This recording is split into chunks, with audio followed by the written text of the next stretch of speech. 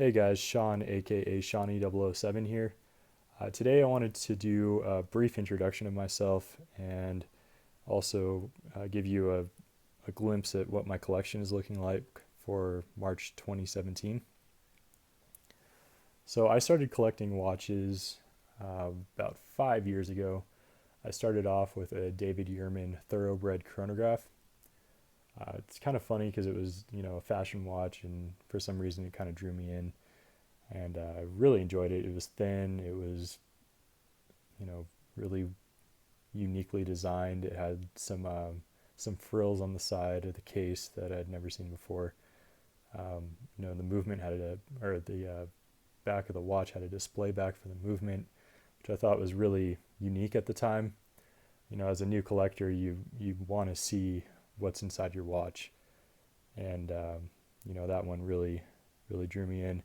And then from there, one of my good buds from California, actually, I've known him since we were 12 years old.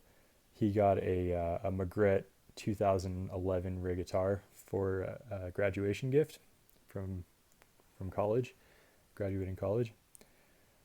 So once I saw that, I was just kind of blown away. That was just a really cool watch. I had never seen a watch that looked like that. It kind of turned me on to that Panerai style. Collected and modified the Pam homages for a little bit. Then I went and I did some Seiko mods for a while. You might actually see some floating around still.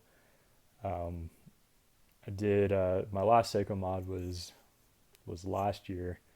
I did a monster, the vampire monster dial inside of an SKX case with a Pepsi bezel, and I called it the Spider-Man mod. It was a pretty cool looking watch. So over the years, my taste kind of got more refined, and I got heavily into Omega. I had the Omega 2500 Aquaterra. I had the 2254 Seamaster Professional. I had the 3570.31 Mitsukoshi dial Panda Speedmaster. I bought my wife the matching Marui Speedmaster. Um, my wife had the reduced or the mid-size version. Well, yeah, the mid-size version of the 2254 as well. And and then from there, I went and I got my first Submariner, and I got the 114060 Sub C. Uh, Forgot to mention I had a Planet Ocean, the 8500 Planet Ocean, before the Submariner. I sold that Planet Ocean in order to get the Submariner, and that sub was by far my favorite watch that I'd ever owned. It is just really well designed. It's a very classic design. The build quality is phenomenal, of course. I mean, you're talking about Rolex, so of course the build quality is going to be phenomenal. So, um, I think it was about this time last year. It was February or March of last year. My wife and I found out that we were pregnant, um, or that she was pregnant. She was pregnant, and I had to come to a harsh reality that these watches, they're just material items, and I really don't need them. And after talking with one of my good buddies, Johnny Torres, he has a company called Johnny Straps. You should go check him out if you like baseball glove straps. He does the baseball glove straps. He does a lot of really high end straps. Um,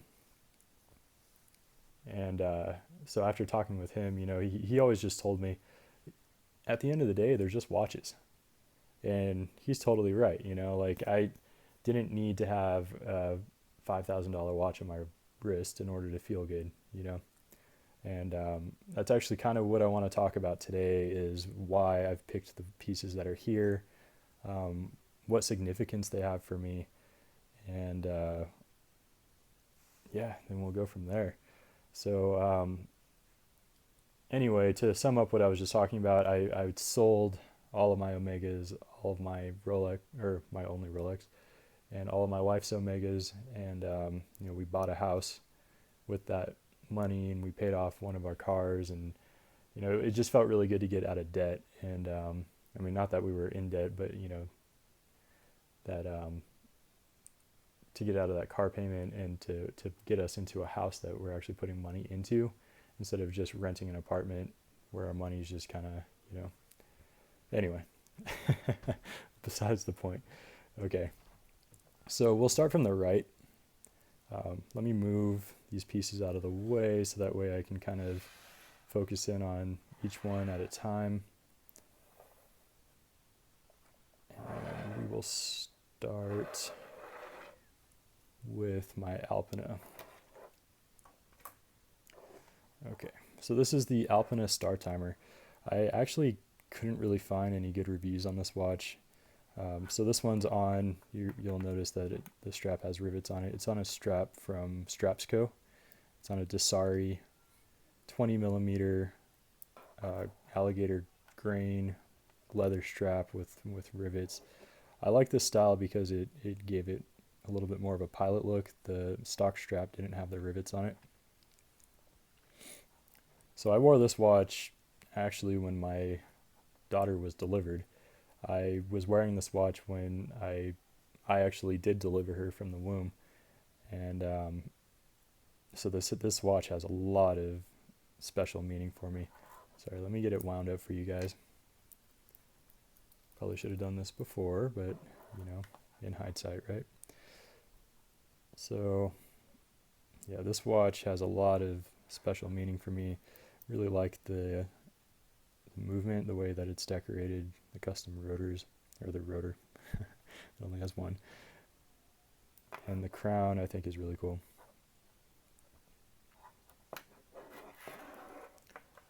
Okay, and the next one we'll look at is the Hamilton Khaki. This watch I think is just super cool. Oh, I mentioned this strap. I'll talk about all the straps that I have on these watches. So this one I bought from an Instagram user named Oyster Camo. He messaged me out of the blue one day and told me he wanted to make me a strap. So the first strap he made me was a Berenia leather, and it's a really comfortable, super nice strap. And this is actually the second strap he made for me. This is a Horween shell cordovan strap, and he does a really nice job on his straps. So I picked this watch up a couple months ago. It was kind of a spur of the moment purchase. I wasn't expecting to buy it, but I found one at a good price, and I'd owned one once before, and I really like the thin profile of this watch. On the wrist, it really disappears. I'll give you a wrist shot. I'll come back to that Alpina and do a wrist shot of that one too.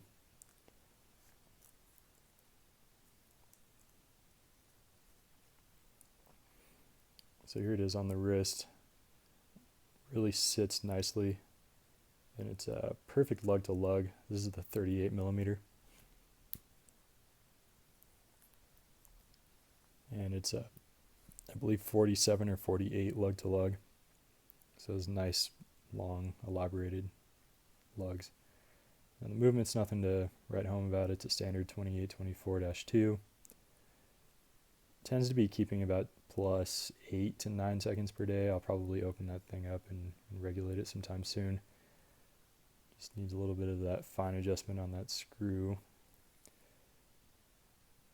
And yeah, it should be good to go. But yeah, I really love wearing that watch. And I just posted a review of this watch yesterday. This one I wore to time my daughter's contractions. It really has a special place in my heart, as well as that Alpina. So let me throw a wrist shot of this one on. It's funny, this watch is 7 millimeters bigger than the Khaki, but I do love the way it wears. It's a very sporty looking watch, and it's comfortable.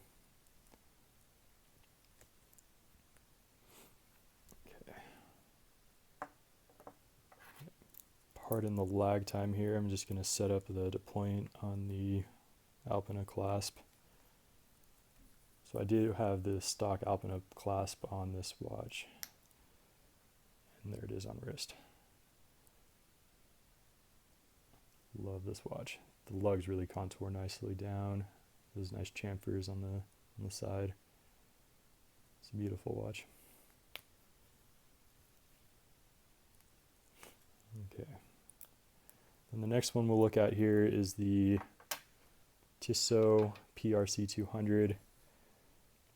So this one was a purchase so that way I could actually match my wife. So I bought her the PRC 200. I can actually grab it. Give me just a second.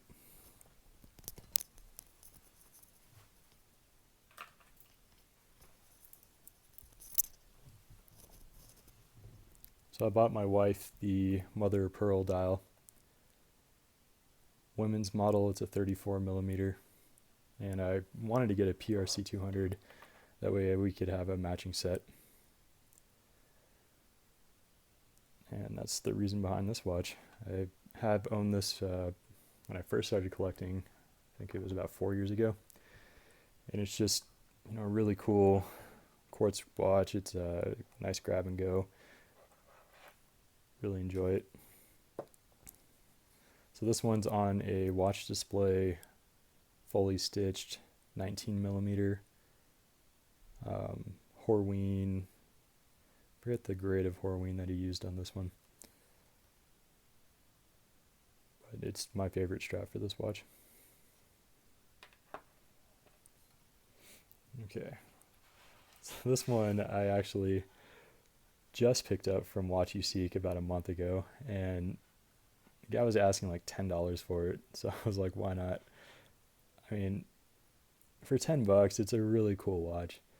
It's I'm smiling so big right now just talking about it. It's got that vintage inspired look. It looks like it's straight out of the 70s, maybe 80s. My grandfather used to wear one of these types of Casios, and I'm pretty sure my dad did, in the 80s. It's just a really cool watch. I saw it and I was like, for $10, I have to have that. Sorry guys, I forgot to do a wristy of the Tissot.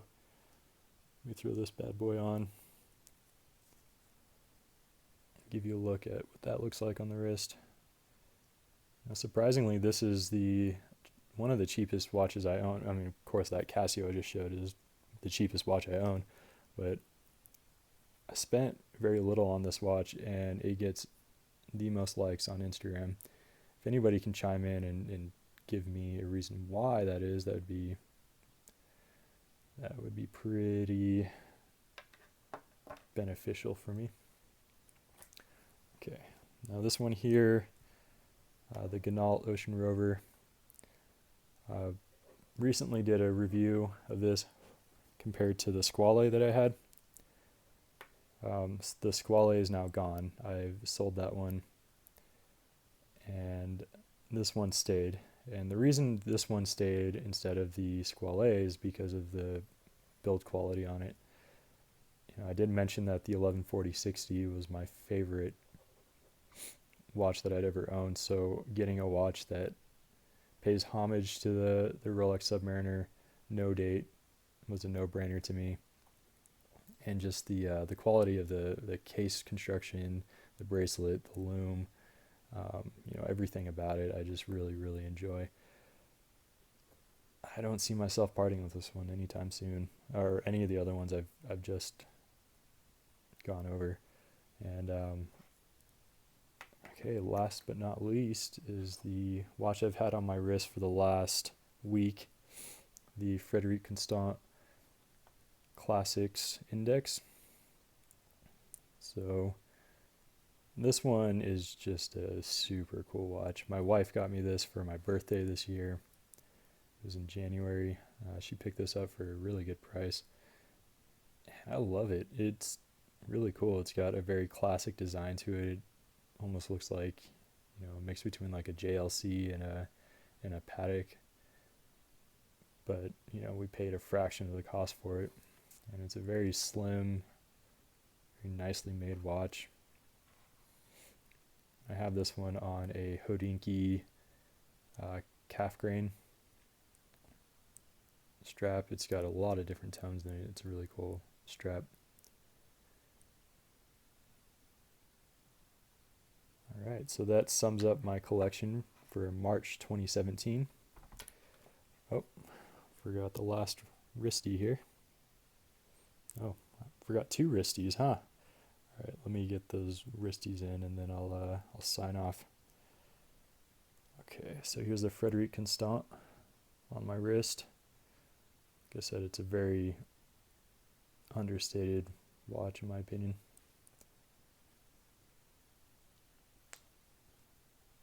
Okay, and then let's throw the Ginault on. So I'm going to show you what this one looks like.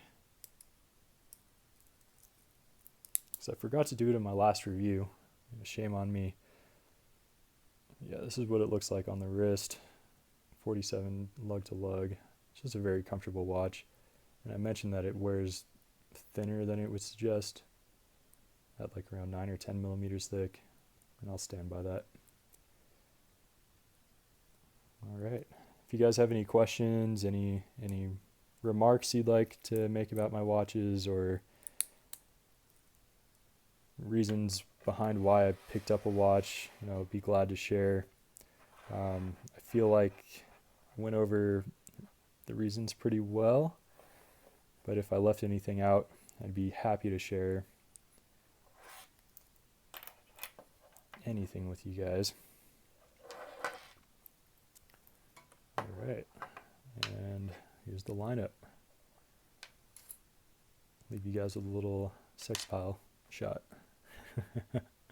Alright, well, we'll see you guys next time.